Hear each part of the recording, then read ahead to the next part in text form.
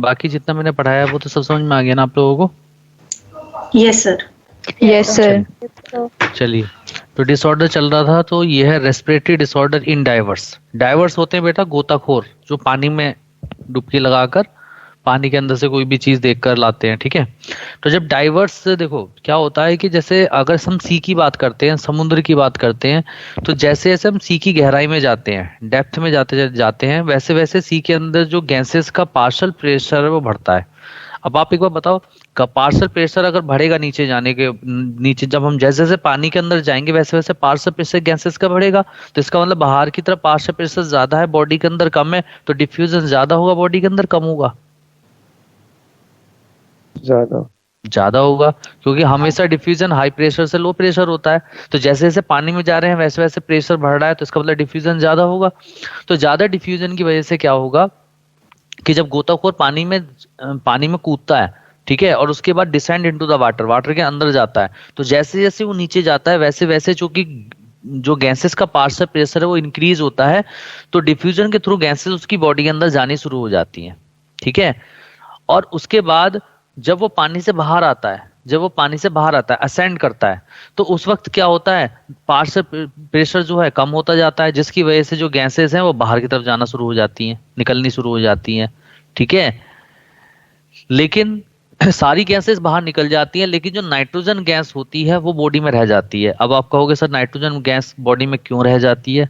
क्योंकि बेटा जो नाइट्रोजन गैस होती है ये हमारी बॉडी के अंदर जो फैटी टिश्यू है, जहां जहां फैटी टिश्यू है, जैसे adipose connective tissue, areolar connective tissue या माइलिन शीथ, जहां जहां पर फैटी टिश्यू हैं, नाइट्रोजन गैस क्या होती है, लिपिड्स के अंदर 5 टाइम्स मोर सोल्यूबल होती है देन वाटर, यानी कि वाटर की कंपेयर में 5 टाइम्स मोर सोल्यूबल होती है लिपिड्स के अंदर नाइट्रोजन। तो इस तब जब असेंड करता है डाइवर, ठीक है, तो all gases are diffuse out except nitrogen, केवल नाइट्रोजन रह जाती है बॉडी के अंदर, बाकी सारी क्या हो जाती है, डिफ्यूज आउट हो जाती है। क्यों? क्योंकि नाइट्रोजन गैस की जो सोल्यूबिलिटी है वो 5 टाइम्स ग्रेटर होती है इन लिपिड्स देन वाटर। क्लियर है सब लोगों को? बोलो। यस ठीक है, ठीक है। तो इसकी वजह से क्या होता है, बॉडी के अंदर क्या होते हैं, छोटे छोटे छोटे छोटे बबल्स बन जाते हैं। क्या बन जाते हैं? बोलो। बबल्स। हाँ, छोटे छोटे बबल्स बन जाते हैं, ठीक है।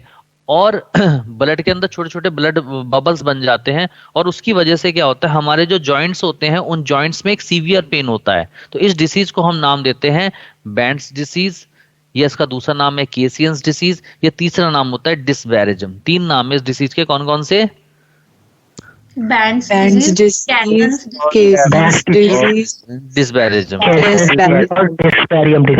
डिस्बैरेजम, ठीक है। तो वही चीज वो मैंने आपको हिंदी में कहानी बताई है वो इंग्लिश में यहाँ लिखी हुई है कि as a diver descent, descent मतलब पानी के अंदर जाता है, through the water the gases mixture he inspires come under increasing the pressure, thus during descent of respiratory gases diffuse into the body and are dissolved in them, हमारी body में आ जाती है और डिसॉल्व हो जाती है। Nitrogen is 5 times more soluble in lipids than in water, so fats including nervous tissue take, अब क्या होगा, गोताखोर बाहर आएगा। When a diver ascend the partial pressure of gases in his body are reduced.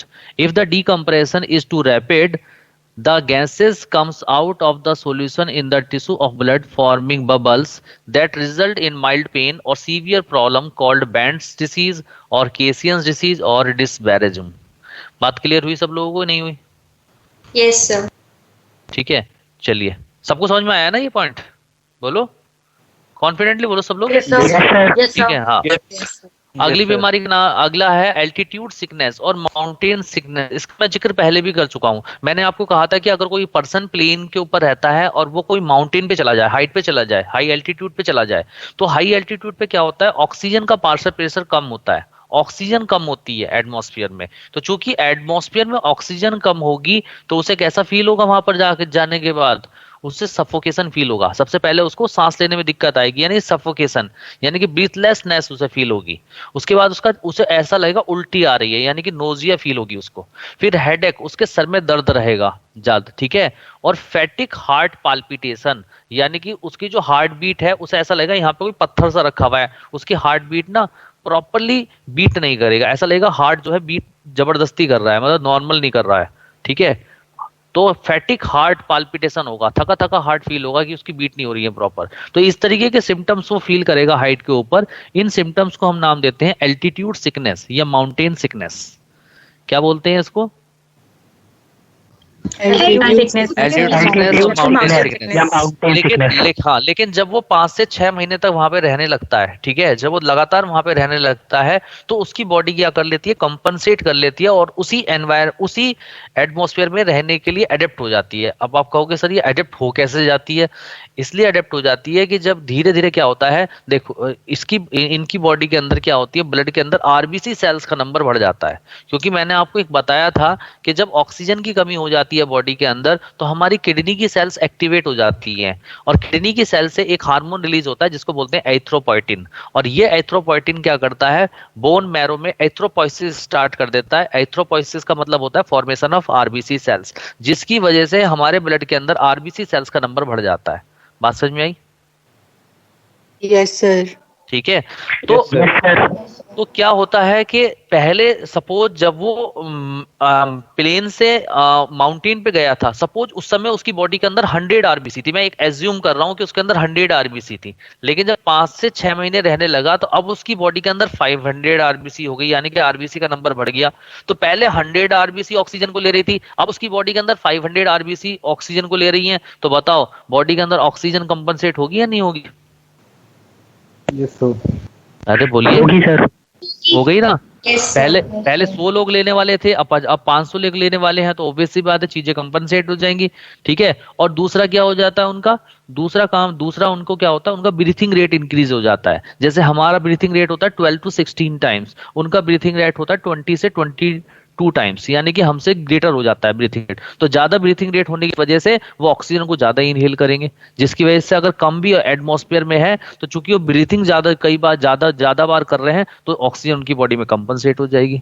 नई बात समझ में आई? आ गई सर। आ गई से? तो वही चीज लिखी हुई है यहाँ पर कि इफ यू हैड, अब जो ये कहानी है उसी को मैंने यहाँ पे लिखवाया है। If you had ever been to any high altitude place you must have experienced that is called altitude sickness। यानी कि अगर आप एक बार प्लेन से हाइट पे जाते हो तो जो भी चीज आप फील करते हो, जैसे सर में दर्द, चक्कर आना, वॉमिटिंग का आना, सांस लेने में दिक्कत आना, हार्ट पाल्पिटेशन, फैटिक होना, ये जो फील करते हो that is called altitude sickness, ठीक है।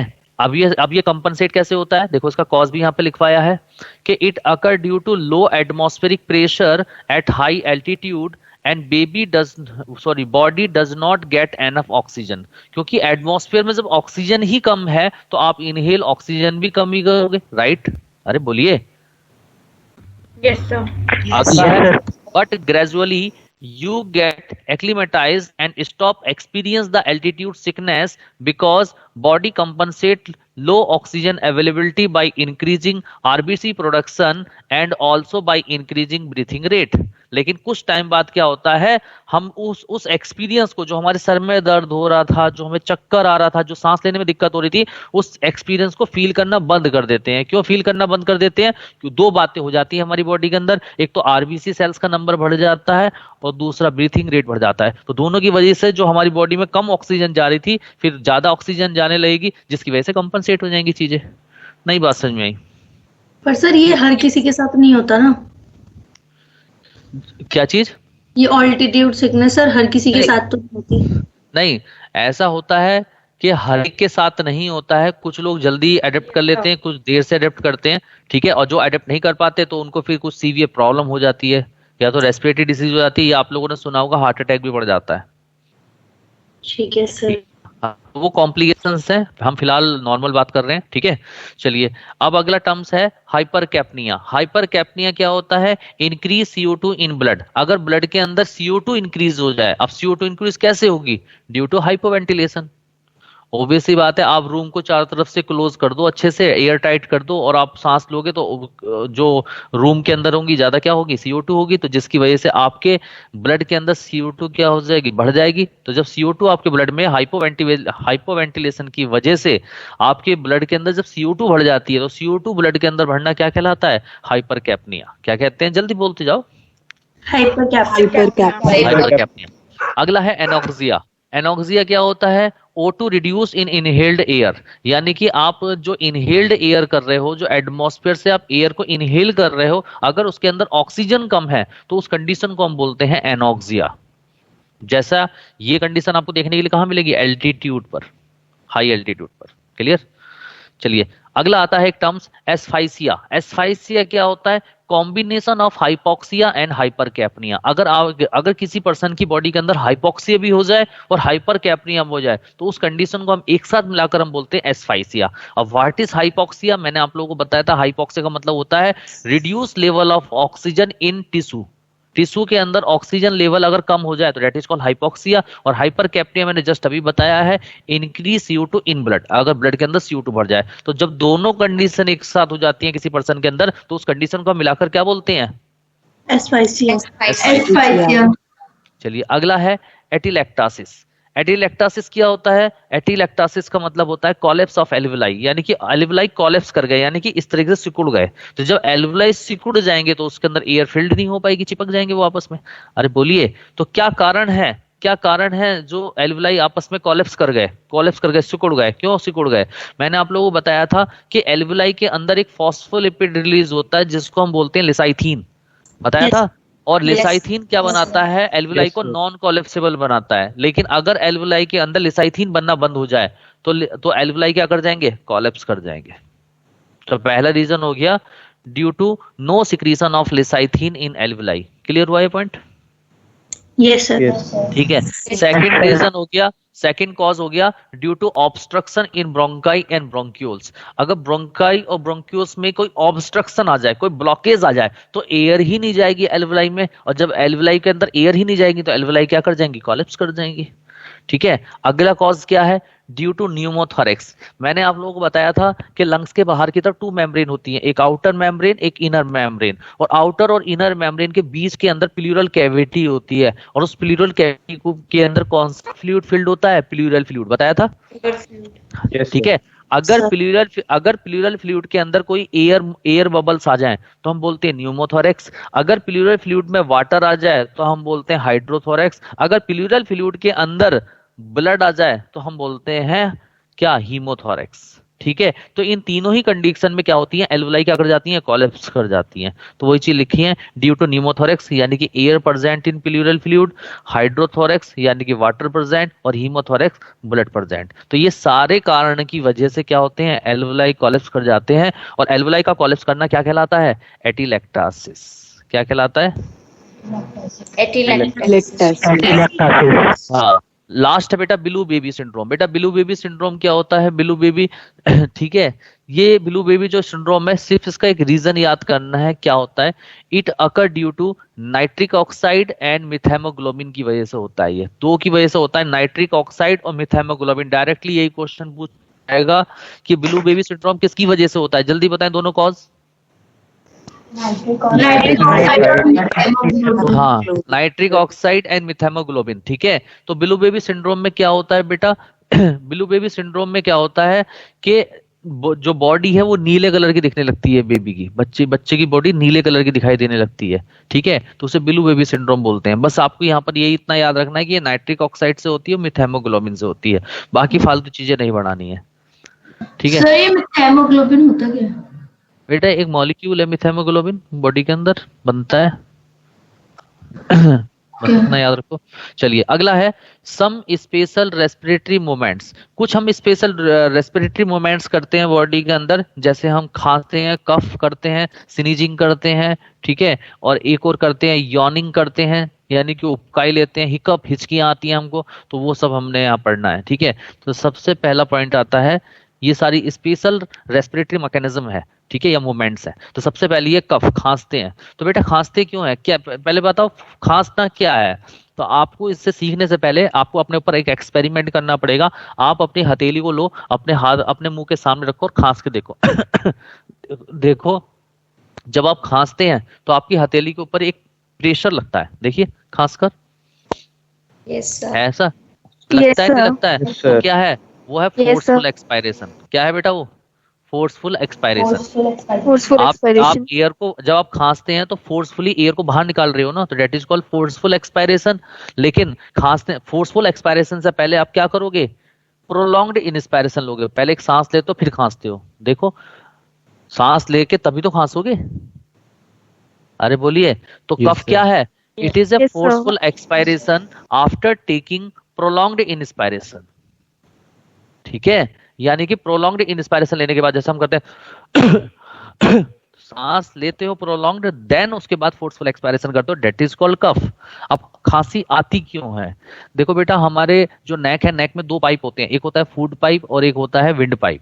ठीक है, फूड पाइप में फूड जाता है, विंड पाइप में एयर जाती है। लेकिन अगर हमारे विंड पाइप के अंदर कोई कोई भी इरिटेटिंग पार्टिकल्स चला जाए, जैसे डस्ट चली जाए, कोई भी चीज चली जाए हमारे विंड पाइप के अंदर यानी कि ट्रैकिया के अंदर, तो उसको निकालने के लिए एक प्रोटेक्टिव मैकेनिज्म होती है हमारी बॉडी के अंदर। ठीक है, और हम फोर्सफुली एक्सपायरेशन करके उसको बाहर निकालने की कोशिश करते हैं, डेट इज कॉल्ड कफिंग। नई बात समझ में आई?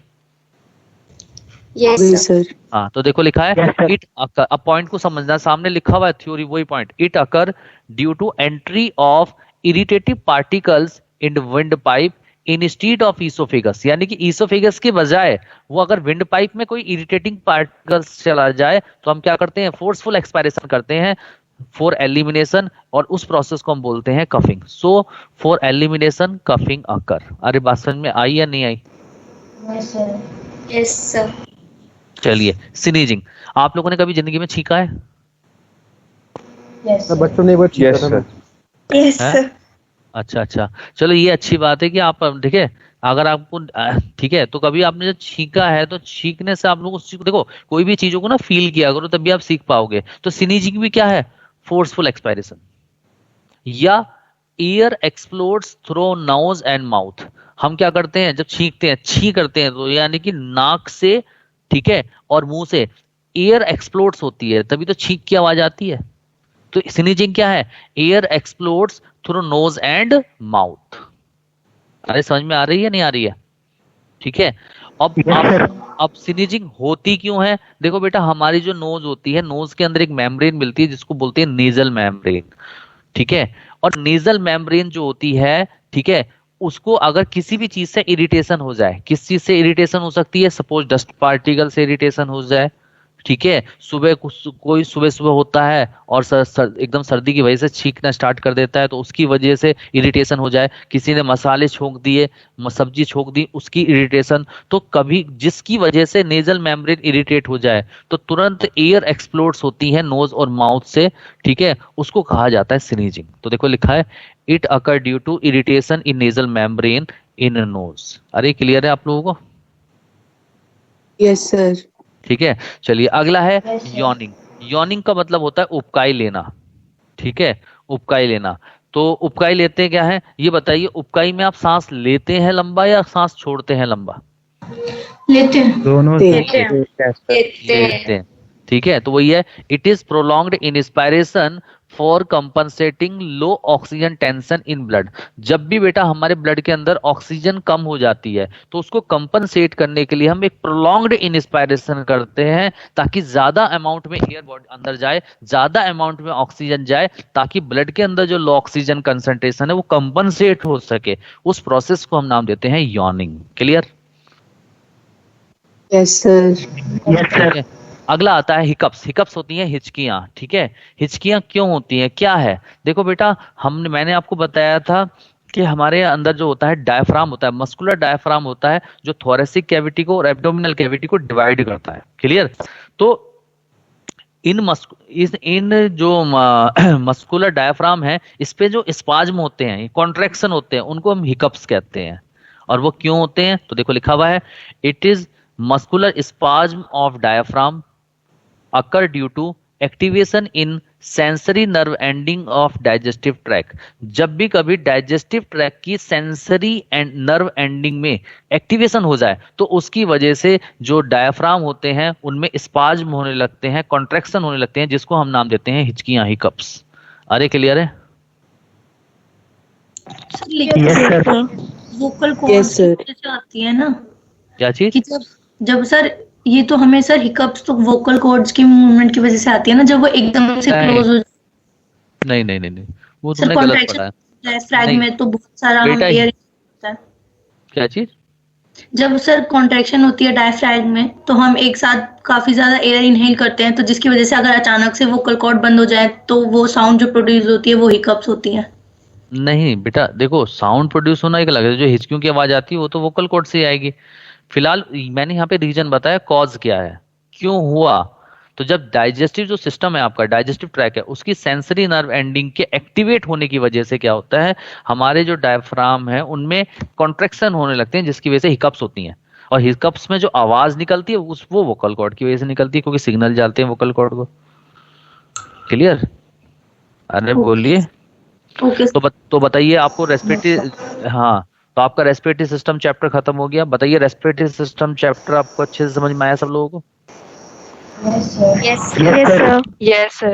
ठीक है। बाकी तुमने जितना मैंने पढ़ाया था घर से पढ़ लिया आप लोगों ने सब अच्छे से? सारा क्लियर है सबको? Yes, sir. Yes, sir. चलिए। Yes, sir. चलिए, तो अब एक नेक्स्ट चैप्टर स्टार्ट करते हैं हम लोग, जिस चैप्टर का नाम है circulatory system. Smash the like button and also subscribe Mystery Notebook.